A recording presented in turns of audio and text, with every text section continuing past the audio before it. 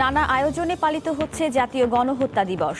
এখনো আন্তর্জাতিক স্বীকৃতি মেলেনি নৃশংসতম 25শে মার্চ কাল রাতের।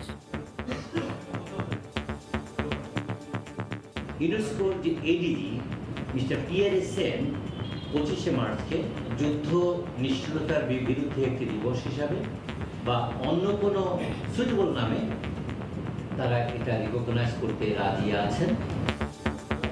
চেষ্টা চালিয়ে যাচ্ছে সরকার, জানালেন পররাষ্ট্র প্রতিমন্ত্রী। আমরা এখন যেটা করছি এবং সামনে কয়েক বছর এটা অব্যাহত থাকবে যে যত বেশি সম্ভব সদস্য রাষ্ট্রগুলিকে এটার পক্ষে নেয়ার। স্বাধীনতা দিবসে জাতির শ্রেষ্ঠ সন্তানদের স্মরণ করতে প্রস্তুত জাতীয় স্মৃতিসৌধ। রাজধানীর গুরুত্বপূর্ণ এলাকায় নিরাপত্তা জোরদার। স্বাধীনতার সুফল ঘরে ঘরে পৌঁছে দিতে কাজ করছে সরকার। এক দশকের প্রচেষ্টার ফল আজকের বাংলাদেশ।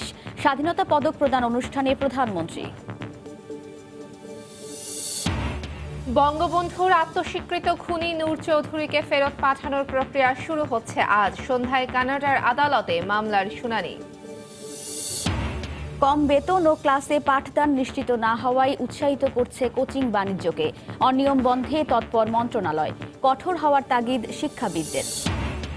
এবং পুরোদমে এগিয়ে চলছে রামপালে কয়লা ভিত্তিক তাপবিদ্যুৎ কেন্দ্রের নির্মাণ কাজ। 2021 সালের ফেব্রুয়ারিতে জাতীয় গ্রিডে যুক্ত হওয়ার আশা।